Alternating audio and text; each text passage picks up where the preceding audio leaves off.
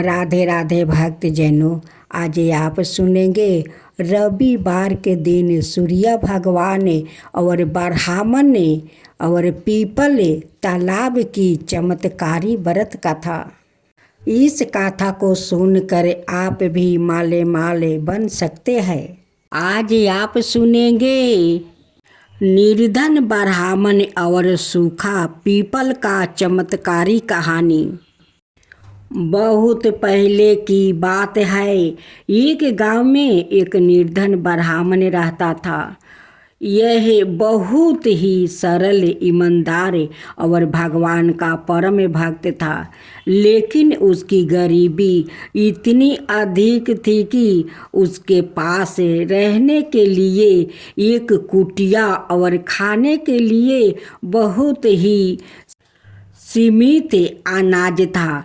फिर भी वो कभी किसी के सामने हाथ नहीं फैलाता था और भगवान पर पूरा भरोसा रखता था। ब्राह्मण के परिवार में उसकी पत्नी और 2 छोटे बच्चे थे। उसकी पत्नी हमेशा उसकी गरीबी को लेकर चिंतित रहती थी और सूर्य भगवान से कहती थी, हमारा जीवन इतना कठिन क्यों है? क्या भगवान हमारी भक्ति से प्रसन्न नहीं है? ब्राह्मण मुस्कुराकर कहता है, स्वयं राखो देवी, भगवान हर किसी की परीक्षा लेते हैं। हमें अपनी श्रद्धा बनाए रखनी चाहिए। हालांकि गरीबी के कारण उसके बच्चों को भूखा रहना पड़ता था। गांव के कुछ लोग उसकी मदद करना चाहते थे, लेकिन ब्राह्मण अपनी मेहनत से ही जीवन यापन करना चाहता था। एक रात ब्राह्मण ने सपना देखा। सपने में एक दिव्य पुरुष प्रकट हुआ और बोले, बस्ते, यदि तुम सच्चे में अपने जीवन की कठिनाइयों से मुक्ति पाना चाहते हो तो कल सूर्यदेव से पहले गांव के बाहर स्थित सूखे पीपल का पेड़ के पास जाओ। वहाँ तुम्हारे लिए भगवान की कृपा का संकेत मिलेगा। ब्राह्मण यह सुनकर चकित हो गया। सुबह उठते ही वो बिना देर किए गांव के बाहर उस स्थान पर पहुंच गया जहां एक बहुत पुराना और सूखा हुआ पीपल का पेड़ खड़ा था। पास में ही एक तालाब था, लेकिन वो पूरी तरह से सूख चुका था। पीपल का हरा भरा होने और तालाब में जल भरना। ब्राह्मण ने पीपल के पेड़ को प्रणाम किया और वही बैठकर भगवान की उपासना करने लगा। उसने अपने मन की सारी व्यथा भगवान को सुनाई और उनकी कृपा की प्रार्थना की। जैसे ही ब्राह्मण ने अपनी प्रार्थना पूरी की, अचानक एक अद्भुत चमत्कार हुआ। पीपल का पेड़ की सूखी शाखाएं हरी भरी हो गई। उस पर घने पत्ते उग गया और पूरा पेड़ जीवन से भर उठा। पंछी उस पर आकर बैठने लगी और उनकी चहचहाट से वातावरण गूंज उठा। सिर्फ यही नहीं, बल्कि जो तालाब पूरी तरह से सूख चुका था वो भी पानी से भरने लगा। देखते ही देखते तालाब में मीठा और स्वच्छ जल लहराने लगा। ब्राह्मण यह देखकर आश्चर्यचकित रह गया। उसे एहसास हुआ कि यह भगवान की कृपा थी। जल्दी ही यह खबर पूरे गांव में फैल गई। सभी गांव वालों वहां दौड़े आए और उन्होंने यह अद्भुत दृष्टि देखा। वो भी चकित रह गया और ब्राह्मण से इस चमत्कार का कारण पूछा। ब्राह्मण ने उन्हें अपने सपने और अपनी प्रार्थना के बारे में बताया। गांव के लोग उसकी भक्ति और सच्चे हृदय से की गई प्रार्थना से बहुत प्रभावित हुआ। उन्होंने ब्राह्मण को सम्मानित किया और उसे हर संभव सहायता देने का वचन दिया। जब तालाब में जल आ गया तो गांव के किसान अपनी खेती के लिए उसका उपयोग करने लगा। इससे उनकी फसल लहलहाने लगी। गांव में अनाज की कोई कमी नहीं रही और चारों ओर हरियाली छा गई। ब्राह्मण की सादगी, निष्ठा और भगवान में उसकी अटूट आस्था के कारण उसके जीवन में भी बदलाव आने लगा। गांव के लोग उसकी सहायता करने लगे और उसे सम्मान देने लगे। धीरे धीरे उसकी गरीबी दूर हो गई और उसका परिवार सुखी हो गया। इस कहानी से हमें यह सीखने को मिलता है कि सच्ची भक्ति और श्रद्धा से असंभव को भी असंभव बनाया जा सकता है। जब मनुष्य निष्ठा काम भाव से भगवान की उपासना करता है और अपना कर्म करता रहता है तो भगवान स्वयं उसकी सहायता करते हैं। इसलिए हमें कभी भी धैर्य नहीं खोना चाहिए और अपनी भक्ति और कर्म पर विश्वास बनाए रखना चाहिए। अब दूसरा कथा श्रवण करें। सूर्यदेव और लालची ब्राह्मण की कहानी।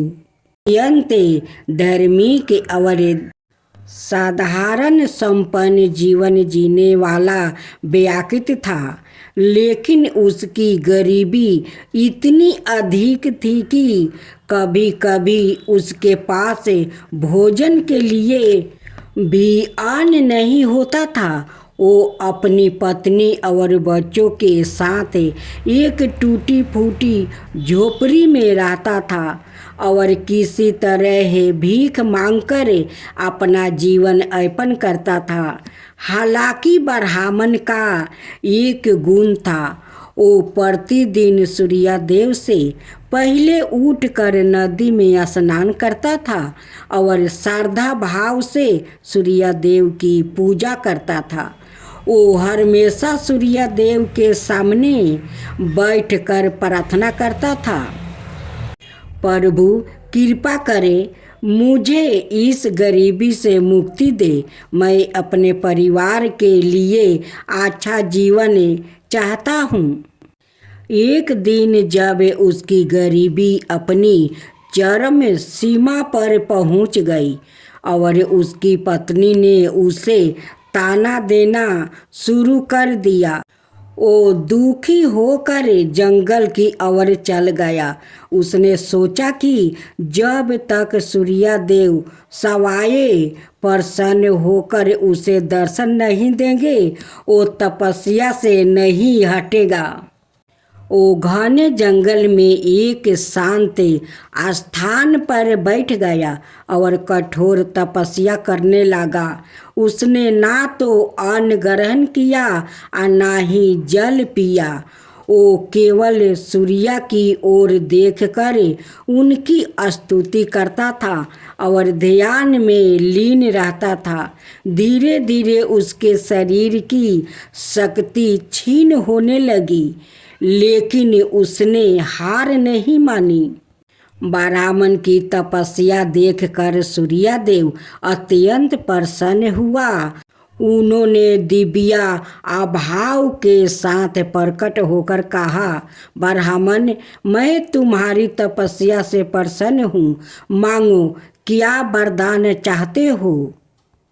ब्राह्मण ने झुक कर प्रणाम किया और कहा, हे सूर्यदेव, मैं अत्यंत निर्धन हूँ। मुझे धन संपत्ति और ऐश्वर्य चाहिए ताकि मैं अपने परिवार के साथ सुखपूर्वक जीवन जी सकूं। सूर्यदेव ने मंद मुस्कुराने के साथ एक स्वर्ण कलश सोने का घारा ब्राह्मण को दिया और कहा, यह एक चमत्कारी कलश है। जब भी तुम इससे कुछ मांगोगे, ये तुम्हारी इच्छाओं को पूरा करेगा। पर ध्यान रहे, इसका उपयोग केवल अपनी आवश्यकताओं के लिए करना, अन्यथा ये अदृश्य हो जाएगा। ब्राह्मण ने स्वर्ण कलश को लिया और आनंदित होकर अपने गांव लौटा। पहले तो उसने संयम रखा और केवल अपनी आवश्यकताओं की पूर्ति के लिए इसका उपयोग किया। उसने इस कलश से स्वादिष्ट भोजन मांगा, सुंदर वस्तु प्राप्त किया और अपनी झोपड़ी को एक सुंदर घर में बदल दिया। धीरे धीरे उसकी इच्छाएं बढ़ने लगी। उसने सोचा, अगर मेरे पास इतना धन आ सकता है तो क्यों ना मैं और अधिक मांगूं। मैं इस गांव का सबसे अमीर व्यक्ति बन सकता हूँ। उसने महल जैसा घर मांगा, फिर बहुमूल्य आभूषण, कई नौकरों, चाकर, सुंदर रथ और यहाँ तक कि एक विशाल बागान भी। उसका जीवन पूरी तरह बदल चुका था। वो अब एक राजा के समान विशाल सीता में रहने लगा। लालच की बढ़ती आग, लेकिन मनुष्य का स्वभाव ही ऐसा होता है कि उसे जितना भी मिले वो कभी संतुष्ट नहीं होता है। अब ब्राह्मण ने सोचा, अगर मैं इतना समृद्ध हो सकता हूँ तो क्यों ना मैं पूरी दुनिया का सबसे अमीर व्यक्ति बन जाऊं।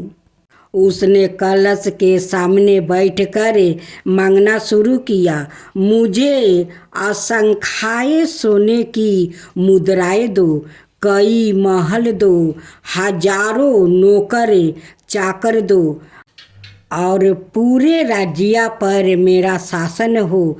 जैसे ही उसने यह मांगा, अचानक एक दिव्य प्रकाश प्रकट हुआ और स्वर्ण कलश अदृश्य हो गया।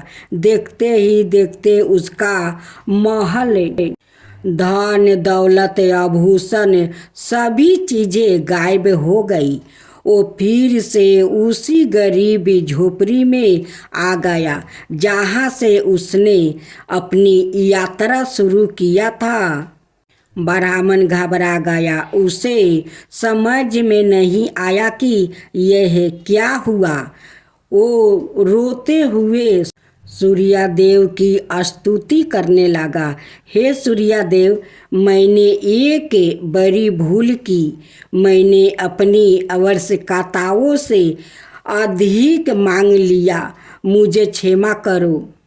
सूर्यदेव पुनः प्रकट हुए और बोले, मनुष्यों को अपनी आवश्यकताओं के अनुसार संतुष्ट रहना चाहिए। लालच का कोई अंत नहीं है और अधिक पाने की इच्छा अंत सब कुछ नष्ट कर देती है।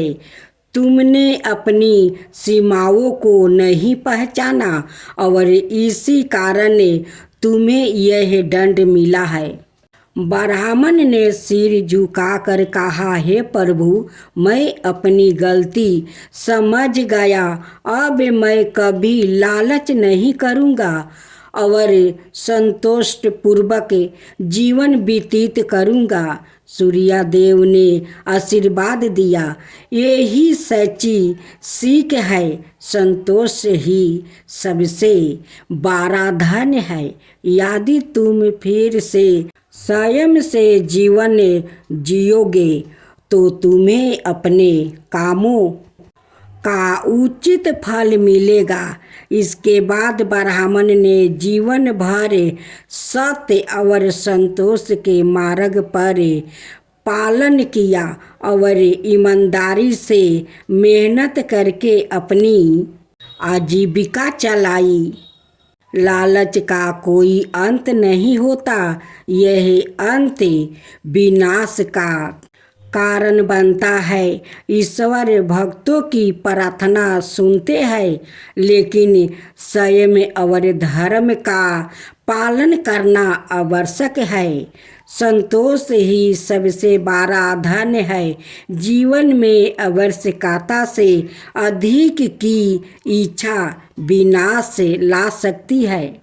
कर्म के बिना प्राप्ति संपत्ति टिकाऊ नहीं होती। जो व्याकृत मेहनत करता है वही वास्तविक सुख पाता है। इस प्रकार यह गाथा हमें सिखाती है कि हमें हमेशा संतोष और संयम से जीवन व्यतीत करना चाहिए। राधे राधे मेरे प्यारे भक्त जैनों, आज आप सुनेंगे रविवार की व्रत कथा, एक बुढ़िया माई और सूर्य भगवान की कथा और उनकी पड़ोसिन का। राधे राधे मेरे प्यारे भक्त जैनों, आज आप सुनेंगे रविवार का व्रत कथा। प्राचीन काल में एक बुढ़िया माई रहती थी। वो नियमित रूप से रविवार का व्रत करती है। रविवार के दिन सूर्योदय से पहले उठकर बुढ़िया माई स्नादि से निमृत होकर आंगन को गोबर से लीप कर स्वच्छ करती है। उसके बाद सूर्य भगवान की पूजा करते हुए रविवार व्रत कथा सुनकर सूर्य भगवान का भोग लगाकर दिन में एक समय भोजन करती है। सूर्य भगवान की अनुकंपा से बुढ़िया माई को किसी प्रकार की चिंता और कष्ट नहीं है। धीरे धीरे उसका घर धन धनाय से भर रहा था। उस बुढ़िया माई को सुखी होते देखकर उसकी पड़ोसिन ने उसे जलने लगी। बुढ़िया माई ने कोई गाय नहीं पाल रखी थी, अतः वो अपनी पड़ोसिन के आंगन में बंधी गाय का गोबर लाती है। पड़ोसिन ने कुछ सोचकर अपनी गाय को घर के भीतर बांध देती है। रविवार को गोबर न मिलने से बुढ़िया माई अपना आंगन नहीं लीप सकी। आंगन न लीप पाने के कारण उस बुढ़िया माई ने सूर्य भगवान को भोग नहीं लगाई और उस दिन सवाए भी भोजन नहीं किया। सूर्यास्त होने पर बुढ़िया माई भूखी प्यासी सो गई। प्रात काल सूर्योदय से पूर्व उस बुढ़िया माई की आंख खुली तो वो अपने घर के आंगन में सुंदर गाय और बछड़े को देखकर हैरान हो गई। गाय को आंगन में बांधकर उसने जल्दी से उसे चारा ला कर खिलाया। पड़ोसिन ने उस बुढ़िया माई के आंगन में बंधी सुंदर गाय और बछड़े को देखी तो वो उसे और अधिक जलने लगी। तभी गाय ने सोने का गोबर किया। गोबर को देखते ही पड़ोसिन की आंखें फट गई। पड़ोसिन ने उस बुढ़िया माई को आस पास ना पाकर तुरंत उस गोबर को उठाया और अपने घर ले गई और अपनी गाय का गोबर वहां राख आई। सोने के गोबर से पड़ोसिन कुछ ही दिनों में धनवान हो गई। गाय प्रतिदिन सूर्योदय से पूर्व सोने का गोबर किया करती है और बुढ़िया माई के उठने के पहले पड़ोसिन उस गोबर को उठा कर ले जाती है। बहुत दिनों तक बुढ़िया माई को सोने के गोबर के बारे में कुछ पता नहीं चला। बुढ़िया माई पहले की तरह हर रविवार को भगवान सूर्यदेव का व्रत करती रही और कथा सुनती रही। लेकिन सूर्य भगवान को जब पड़ोसिन की चालाकी का पता चला तो उन्होंने तेज आंधी तूफान चलाई। आंधी का प्रकोप देखकर बुढ़िया माई ने गाय को घर के भीतर बांध दिया। सुबह उठकर बुढ़िया माई ने सोने का गोबर देखी। उसे बहुत आश्चर्य हुआ। उस दिन के बाद बुढ़िया माई गाय को घर के भीतर बांधने लगी। सोने के गोबर से बुढ़िया माई कुछ ही दिन में बहुत धनी हो गई। उस बुढ़िया के धनी होने से पड़ोसिन बुरी तरह जल भूनकर राख हो गई और उसने अपने पति को समझा बुझाकर उसे नगर के राजा के पास भेज दिया। सुंदर गाय को देखकर राजा बहुत खुश हुआ। सुबह जब राजा ने सोने का गोबर देखा तो उसके आश्चर्य का ठिकाना न रहा। उधर सूर्य भगवान बुढ़िया माई को भूखी प्यासी देख कर इस तरह प्रार्थना करते हुए देखे। उस पर बहुत करुणा आई। उसी रात सूर्य भगवान ने राजा को सपने में कहा, राजन, बुढ़िया माँ की गाय बछड़ा तुरंत लौटा दो, नहीं तो तुम पर विपत्तियों का पहाड़ टूट पड़ेगा, तुम्हारा महल नष्ट हो जाएगा।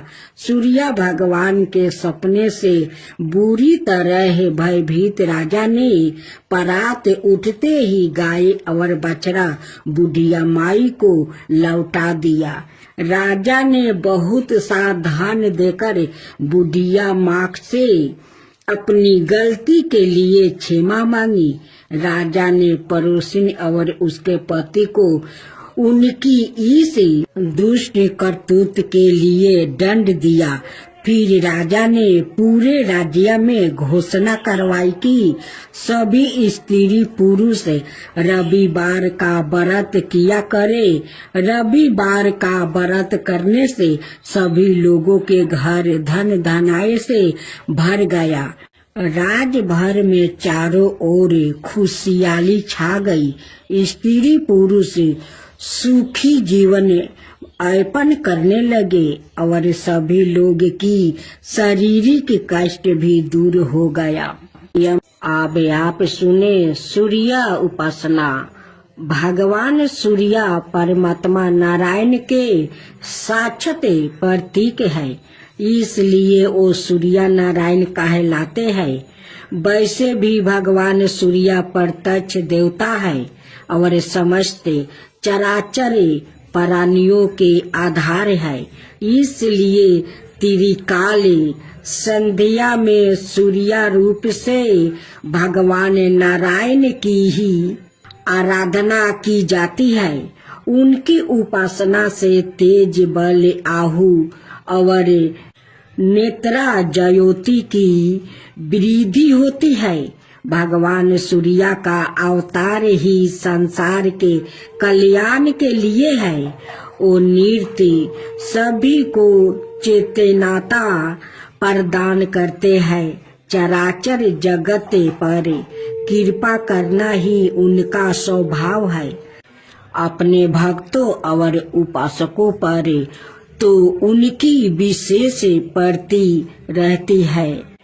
पंचों देवों उपासना में उनका विशिष्ट स्थान है। भगवान भास्कर समस्त बुराइयों को दूर कर कल्याण और मंडल प्रदान करने वाले हैं, इसलिए उनसे प्रार्थना की जाती है। शास्त्रों किरणों वाले दूरादशतामा भगवान सूर्य हमें अस्त से ताश की और अंधकार से प्रकाशी की और मृत्यु से अमरताओं की ओर ले जाते हैं। उनका अनुग्रह प्राप्त होने पर व्याकृत सताहु ही नहीं दीघर हो जाता है। उनकी उपासना से वृद्धि अत्यंत निर्मल हो जाती है, अंत कारण पवित्र हो जाता है और साधक भगवत प्राप्ति की योग्यता प्राप्ति कर लेता है। वृद्धि के विवेक के भगवान सविता ही है, इसलिए गायत्री मंत्र भगवान से सर्द वृद्धि के लिए ही प्रार्थना की गई है। वैदिक मंत्रों के दृष्टि सभी ऋषि महर्षि दैत्यों उपासना के द्वारा ही हर्ष मेधा और अध्यात्म ज्ञान से संपन्न हुआ। भगवान सूर्य सौलभ उपासना ही प्रसन्न होकर भक्तों को अपनी महानियों कृपाओं का अवलंबन प्रदान करते हैं। उनकी कृपा से ना जाने कितनों का उद्धार हुआ है, इसकी कोई गणना नहीं है। औपनिषदिक ऋषियों को भगवान सूर्य की कृपा प्राप्ति हुई। उपनिषदों में वर्णित मधु विद्या, ब्रह्मा विद्या, दाहर विद्या, ओपिकोलस विद्या आदि के पीछे भगवान सूर्य की उपासना ही है। भगवान सूर्य को गुरु भी कहा जाता है। श्री हनुमान जी ने इन्हीं से शिक्षा ग्रहण की थी। इन्हीं की कृपा से महायोग। राधे राधे भक्त जनों, आज आप सुनेंगे रविवार व्रत कथाओं। पहले विधि साथ में सुनते हैं सूर्य भगवान की कथा। विधि सबर मनोकामनाओं की पूर्ति हेतु रविवार का व्रत श्रेष्ठ है। इस व्रत की विधि इस प्रकार है। प्रातः काल स्नादि से निवृत्त हो स्वच्छ वस्तु धारण करे, शांत चित्त होकर परमात्मा का स्मरण करे। भोजन एक समय से अधिक नहीं करना चाहिए। भोजन और फलहार सूर्य के प्रकाश रहते ही कर लेना उचित है। यदि निराहार रहने पर सूर्य छिप जाए तो दूसरे दिन सूर्य उदय हो जाने पर अर्घ देने के बाद ही भोजन करे। व्रत के अंत में व्रत कथा सुननी चाहिए। व्रत के दिन नमकीन तेल युक्त भुने कदापि ग्रहण ना करे। इस व्रत के करने से मान सम्मान बढ़ता है और शत्रुओं का यश होता है। आँख की पीड़ा के अतिरिक्त अन्य सब पीड़ाओं दूर होती है। तब भक्त जनों, अब आइए हम कथा सुनते हैं। एक बुढ़िया थी। उसका नियम था प्रति रविवार को सवेरे ही स्नान आदि कर घर को गोबर से लीप कर फिर भोजन तैयार करे के भगवान को भोग लगाकर सवाए भोजन करती है। ऐसा व्रत करने से उसका घर अनेक प्रकार के धन धनाय से पूर्ण था। श्री हरि की कृपा से घर में किसी प्रकार का विघ्न या दुख नहीं था। सब प्रकार से घर में आनंद रहता है। इस तरह कुछ दिन बीत जाने पर उसकी एक पड़ोसिनी, जिसकी गौ का गोबर वो बुढ़िया लाया करती थी, पड़ोसिन विचार करने लगी कि ये है बुढ़िया सबरदा मेरी गाय का गोबर ले जाती है, इसलिए अपनी गाय को घर के भीतर बांधने लग गई। बुढ़िया माँ को गोबर न मिलने से रविवार के दिन अपने घर को ना लीप सकी, इसलिए उसने ना तो भोजन बनाया और ना भगवान को भोग लगाया और सवाए भी उसने भोजन नहीं किया। इस प्रकार उसने निराहार व्रत किया। रात्रि हो गई और वो भूखी सो गई। रात्रि में भगवान ने उसे सपना दिया और भोजन ना बनाने और ना खाने का कारण पूछा। बुढ़िया ने गोबर ना मिलने के कारण सुनाया। तब भगवान ने कहा कि माता, हम तुमको ऐसे गौ देते हैं जिससे सभी इच्छाएं पूर्ण होती है, क्योंकि तुम हमेशा रविवार को गाय के गोबर से लीप कर भोजन बना कर मेरा भोग लगा कर खुद भोजन करती हो। उसे मैं खुश होकर तुमको वरदान देता हूँ। निर्धन को धन और बाझिन स्त्रियों को पुत्र देकर दुखों को दूर करता हूँ और अंत समय में मोक्ष देता हूँ।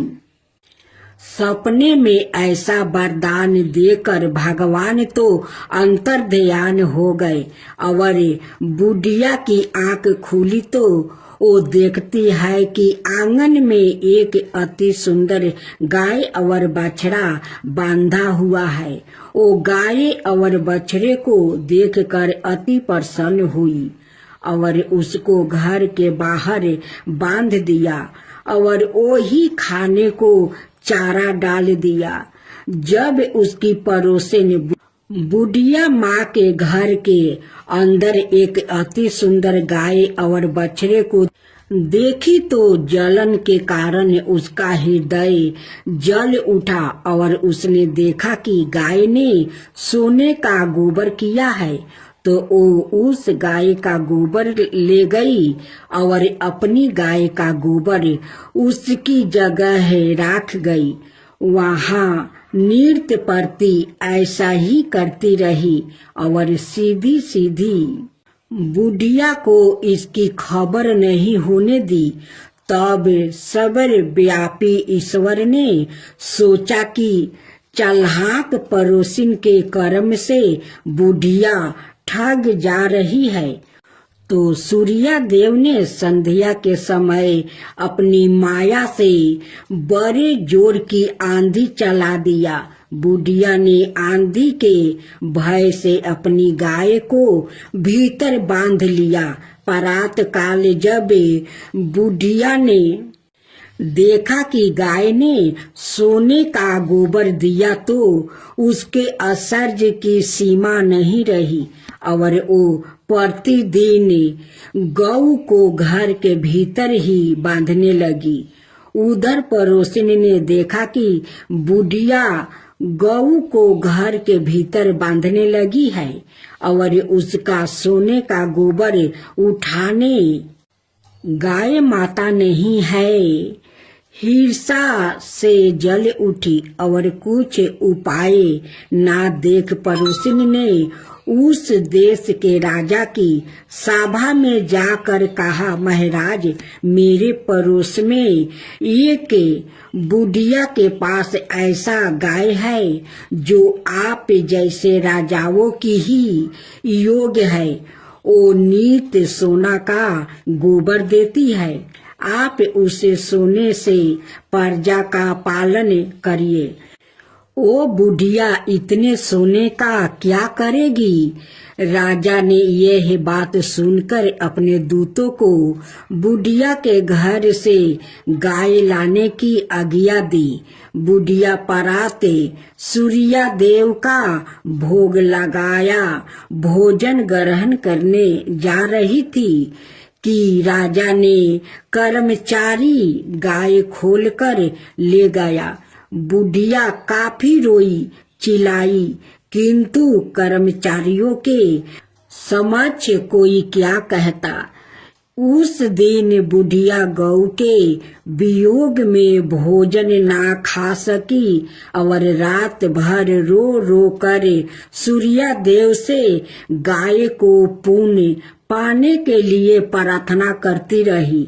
उधर राजा गाय को देखकर बहुत प्रसन्न हुआ, लेकिन सुबह जैसे ही वो उठा सारा महल गोबर से भरा दिखाई देने लगा। राजा यह देख घबरा गया।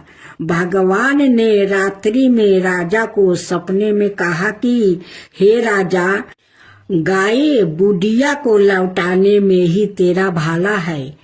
उसके रविवार के व्रत से प्रसन्न होकर मैंने उसे गाय दिया था। परात होते ही राजा ने बुढ़िया को बुलाकर बहुत से धन के साथ सम्मान सहित गऊ बछड़ा लौटा दिया।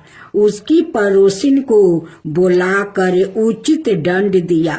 इतना करने के बाद राजा के महल में गंदगी दूर हुई। उसी दिन से राजा ने नगरवासियों को आदेश दिया कि राज्य की और अपनी समस्त मनोकामनाओं की पूर्ति के लिए रविवार का व्रत रखा करो। व्रत करने से नगर के लोग सुखी जीवन व्यतीत करने लगा। कोई भी बीमारी और प्रकृति का प्रकोप उस नगर पर नहीं होता था। सारी प्रजा सुख से रहने लगी। रविवार के विधि। रविवार सूर्य देवता की पूजा का वार है। जीवन में सुख समृद्धि धन संपत्ति और शत्रुओं से सुरक्षा के लिए रविवार का व्रत सर्वश्रेष्ठ है। रविवार का व्रत करने और कथा सुनने से मनुष्य की सभी मनोकामना पूरी होती है। मान सम्मान धन यश और उत्तम स्वास्थ्य मिलता है। रविवार को सूर्य उदय से पूर्व बिस्तर से उठकर शौच और स्नादि से निवृत्त होकर स्वच्छ लाल रंग के वस्त्र पहने। तत्पश्चात घर के ही किसी पवित्र स्थान पर भगवान सूर्य की स्वर्ण निमिरित मूर्ति या चित्र स्थापित करे। इसके बाद विधि विधान से गंध पुष्पादि से भगवान सूर्य का पूजन करे। पूजन के बाद व्रत कथा सुने। व्रत कथा सुनने के बाद आरती करे। तत्पश्चात सूर्य भगवान का स्मरण करते हुए ओम हने हीन होने सूर्याय नमः इस मंत्र का 12 या 5 अथवा 3 माला जप करे। जप के बाद शुद्ध जल रक्त चंदन अक्षत लाल पुष्पा और दूबा से सूर्य को अर्घ दे। सात्विक भोजन और फलाहार करे। भोजन में गेहूं की रोटी दलिया दूध दही घी और चीनी खाए। रविवार के दिन नमक मत खाइए। आज आप सुनेंगे आबे श्री सूर्य देव की आरती। जय जय जय रविदेव, जय जय जय रविदेव। रजनी पति मध्यारी सत्य दल जीवन दाता। 60 पद मन मुदिकारी, हे दीन मनि दाता। जग के हे रवि देवा, जय जय जय रवि देव, जय जय जय रवि देव, जय जय जय रवि देव। नबी मंडल के बासी, जयोति पर साख देवा। निज जन हित सुति राशि, तेरी हम सब सेवा। करते है रवि देव, जय जय जय रवि देव, जय जय जय रवि देव, जय जय जय रवि देव। कनक मदन मन मोहिते, रुचिर प्रभा प्यारी। निज मंडल से मंडिते, अजर अंबर छविधारी। हे सूरिबर रवि देवा, जय जय जय रवि देव, जय जय जय रवि देव, जय जय जय रवि देव।